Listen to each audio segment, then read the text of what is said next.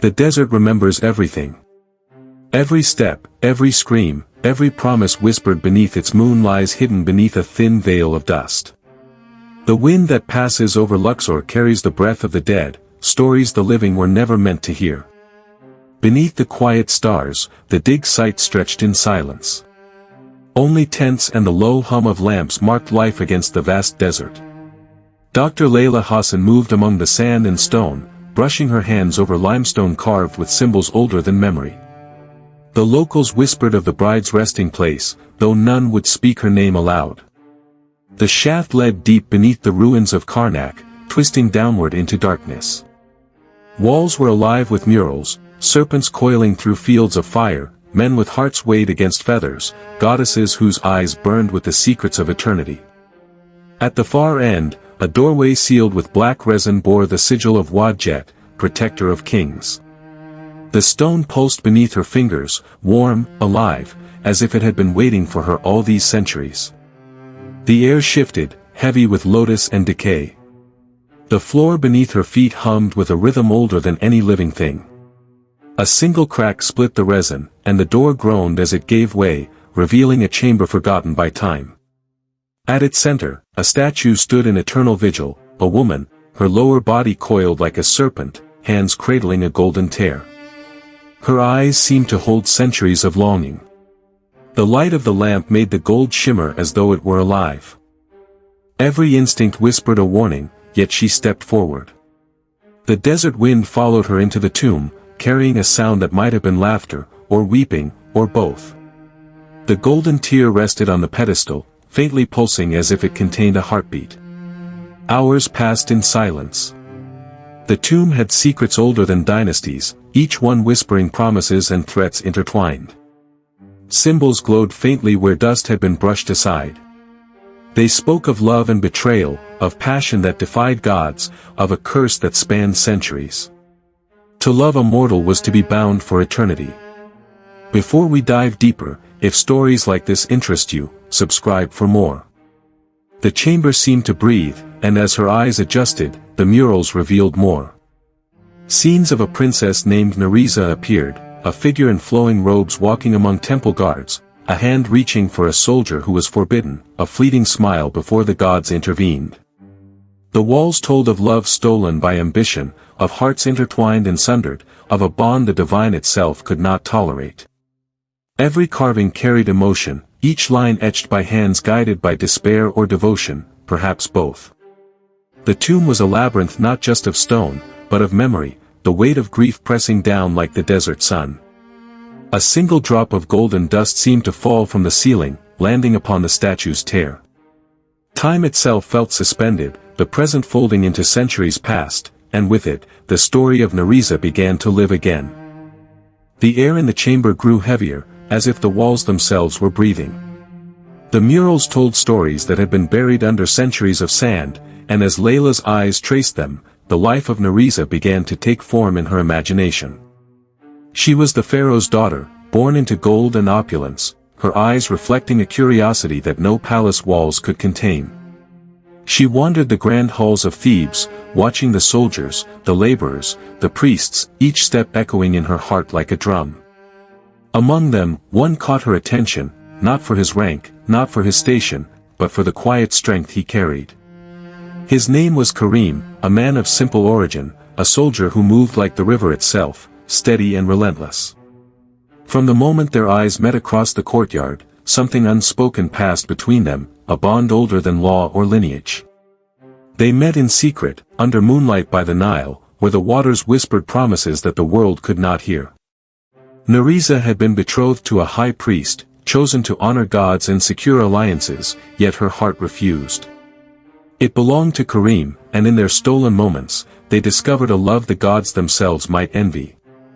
Their union, though hidden, left traces.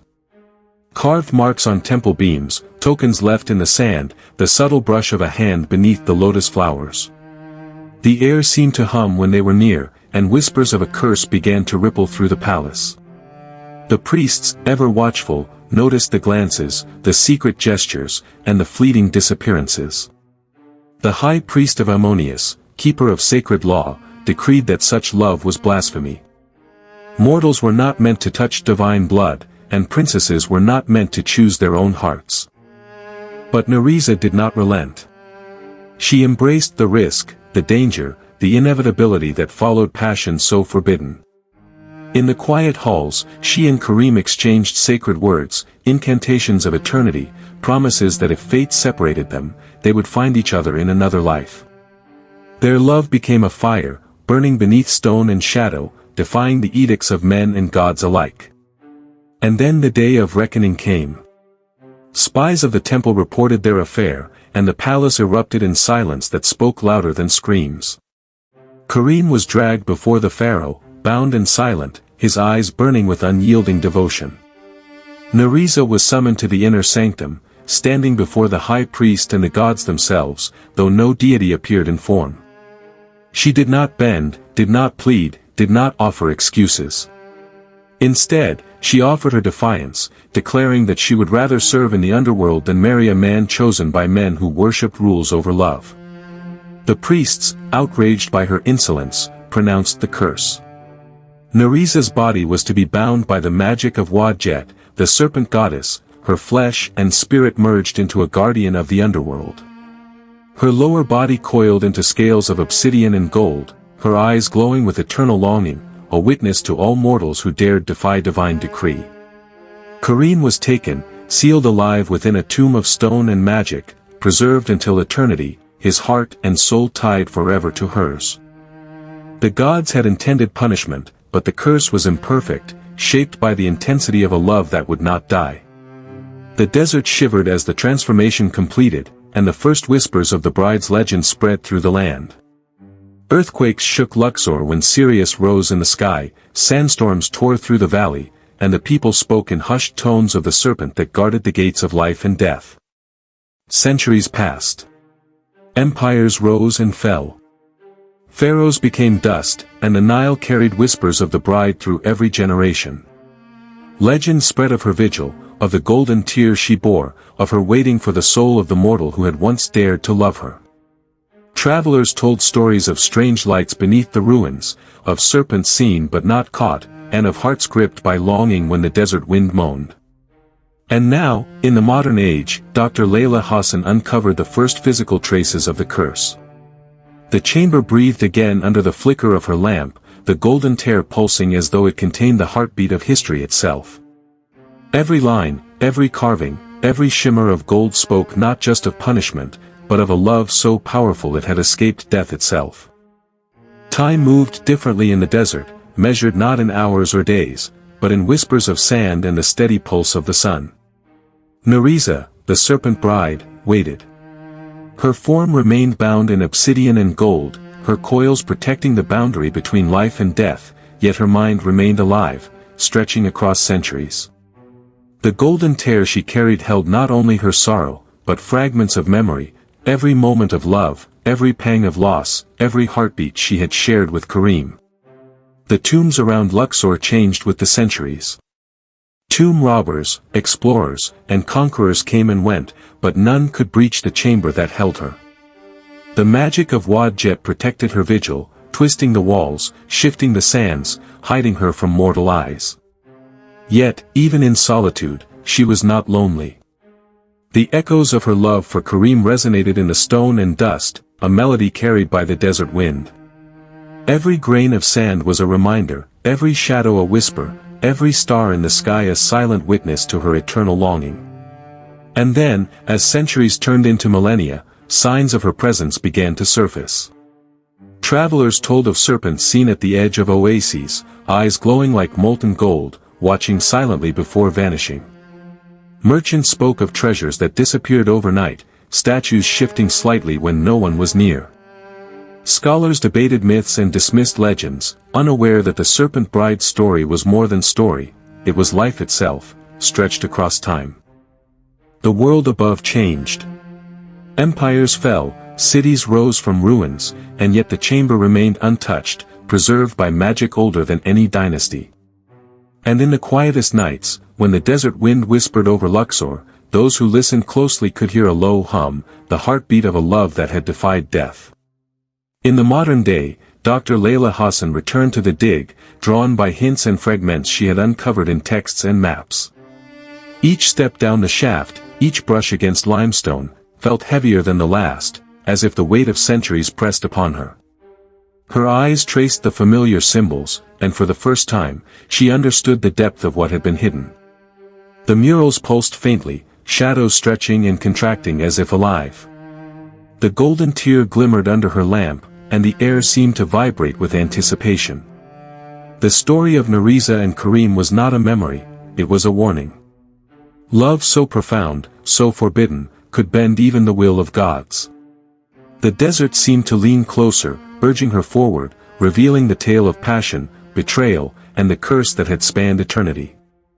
And though time had passed, though kings had been forgotten and temples had crumbled, the serpent bride waited still, patient and eternal, for the return of the soul that had once dared to love her. The descent into the tomb grew more oppressive, the air thick with centuries of dust and secrets.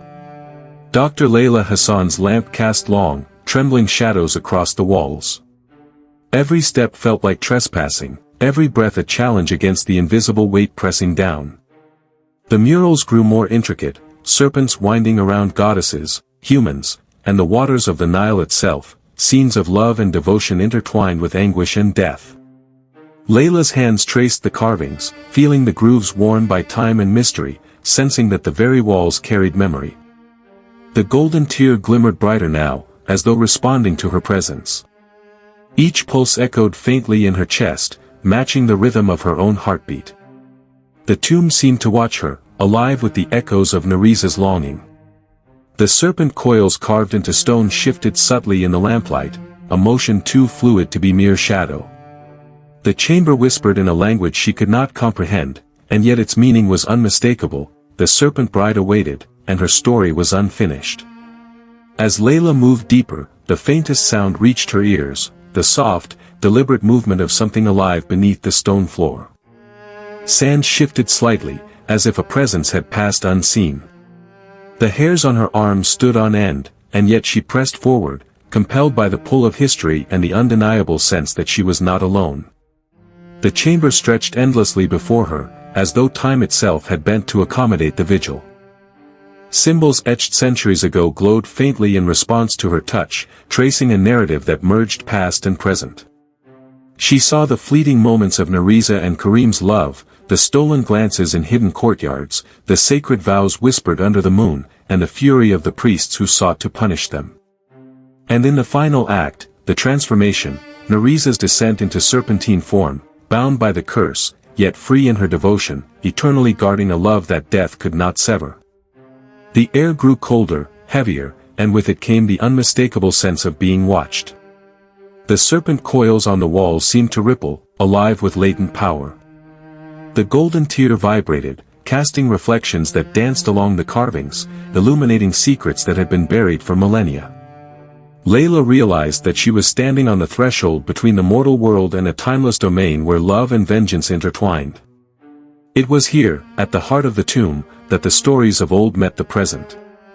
Every instinct screamed to leave, to flee the oppressive weight of history and curse, yet curiosity, and something deeper, held her fast. The tomb was not simply a resting place, it was a living chronicle, a conduit through which Nariza's story pulsed anew, demanding to be known, to be acknowledged, to be understood. The shadows lengthened and swirled. The air carried the faint hiss of serpentine breath, the soft undulation of something moving beneath the floor, and the undeniable pull of a presence reaching out across centuries. Every stone, every grain of sand, seemed to hum in resonance with her own pulse. And in the deepest silence, the tomb whispered a warning older than dynasties, love forbidden by law, desire denied by power, and the wrath of gods who could not claim the heart they sought to control. The golden tear's pulse quickened as though it sensed the approach of destiny. And though the tomb remained silent to the outside world, Layla knew she had crossed the boundary into something beyond understanding, where past and present collided, where a love that defied mortality demanded recognition. The chamber seemed to breathe, each pulse of the golden tear echoing in the walls, in the very stone beneath Layla's feet. The air grew thick with anticipation, charged with energy that had waited centuries to awaken. Shadows moved where no light fell, subtle and deliberate, curling along the walls like the coils of a great serpent. Layla felt a presence, more tangible than before, and knew she was no longer alone. The carvings shifted subtly, showing Nerissa in motion. No longer trapped in stone and memory, she moved fluidly through the murals, her golden eyes catching glimpses of the modern world as though it were hers to watch. Her longing for Karim, her devotion to the bond that had defied gods, radiated from the walls. Layla could almost feel it pressing against her mind, a mix of sorrow, love, and silent fury. The tomb began to whisper. Not in words, not in speech, but in the resonance of centuries. Images flared before Layla's mind, Nerissa walking the palace halls, reaching for Karim, the priest's fury erupting, the transformation into the serpent form. And then, a new vision, the chamber itself bending, time folding, the mortal world intersecting with this eternal prison. The serpent bride's presence extended beyond the walls, brushing against the edges of Layla's consciousness. A sudden chill cut through the room. The golden tear lifted slightly from its pedestal, hovering as though drawn by invisible hands. The air shimmered with power, thick and almost tangible. Layla reached toward it, and a spark of understanding struck her. This was not just a relic. It was a vessel of emotion, memory, and eternal longing. To touch it was to touch the story itself, to connect with the centuries of love and sorrow that Nerissa carried. The whispers grew louder, carrying emotion rather than words. Layla felt the depth of Nerissa's patience, the centuries of waiting for Karim's return, the anguish of love denied by divine decree. The tomb itself seemed to acknowledge her presence, bending its magic, as if evaluating whether she was worthy to witness the story's culmination. Outside, the desert wind rose, and the faintest movement stirred the sand at the tomb's entrance. Shadows coiled more actively, the temperature shifted unnaturally, and a sound rose in the distance, low and melodic, like the echo of a heart beating beneath stone.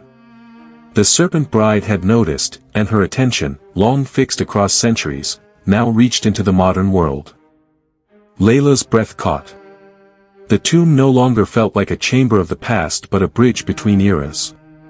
Every heartbeat of the golden tear resonated with her own pulse, and the legend of Nerissa and Karim became immediate, tangible, and urgent.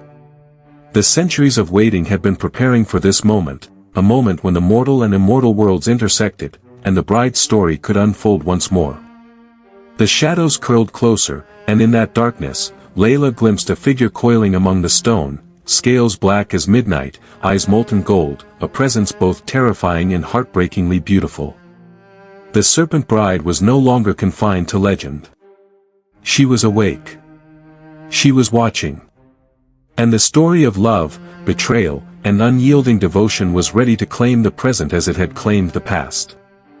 The chamber trembled, stone shifting imperceptibly beneath Layla's feet.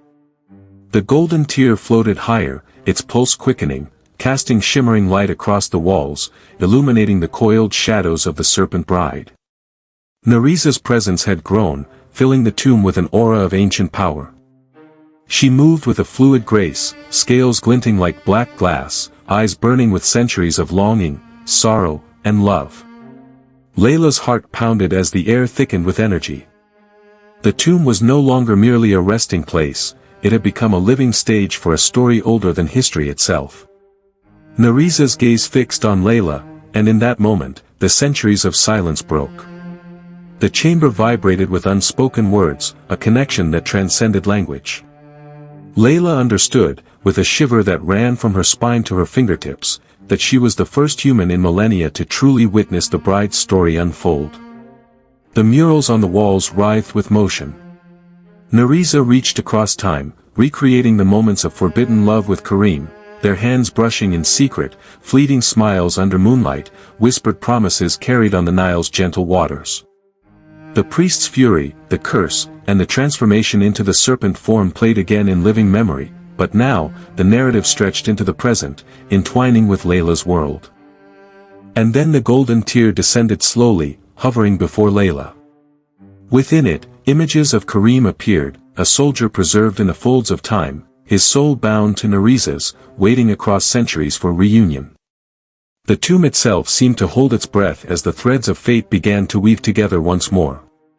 Layla reached out, and the tear pulsed violently, sending ripples through the chamber.